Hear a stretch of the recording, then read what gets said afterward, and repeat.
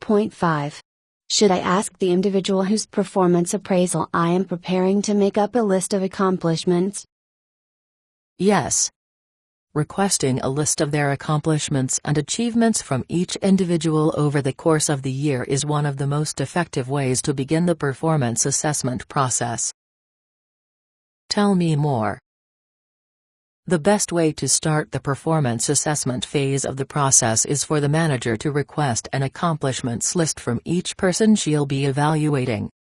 The manager might say something like this: "Sam, over the next few weeks I'll be writing your annual performance appraisal.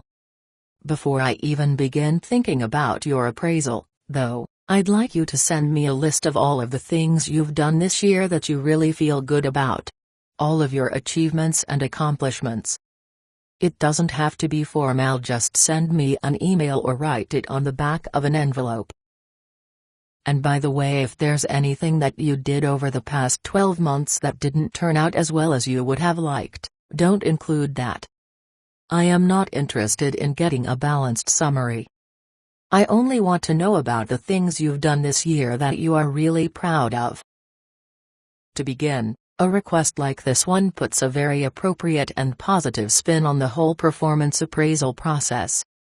Too often people feel that the purpose of performance appraisal is to point out all of their faults, flaws, and failings over the course of the year, and the way some managers conduct performance appraisal discussions, it's no wonder people feel this way. A request for an accomplishments list, particularly when the manager specifically asks the individual not to include anything that is not a genuine source of pride, convinces the people receiving the request that the manager genuinely wants to focus on people's strengths and successes in doing a performance review.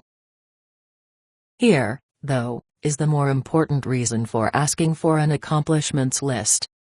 For a manager, there are few things more embarrassing than giving Sally her performance review in early December, watching her read it, and hearing her wail, "But you didn't even mention the Thompson project I did last February."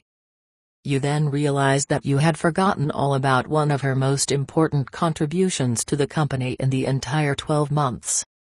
That's a managerial gaffe that will never be forgotten. Asking for an accomplishments list removes the possibility of getting caught in that embarrassing trap. Now the manager will receive Sally's list of accomplishments, discover the forgotten Thompson project at the top of her list, and say to himself, "Oh, dear. I forgot all about it. It's a good thing I asked for this list." The manager may forget about some of the individual's accomplishments, the individual won't. Hot tip.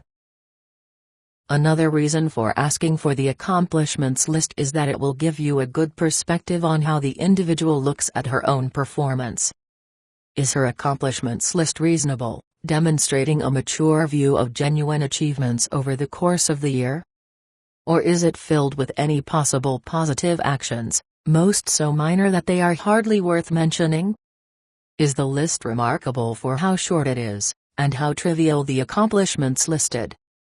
Asking for the accomplishments list will give the supervisor a good heads-up for what he might expect in the appraisal discussion, particularly if his judgments about the value of the individual's accomplishments are not as stellar as she sees them to be.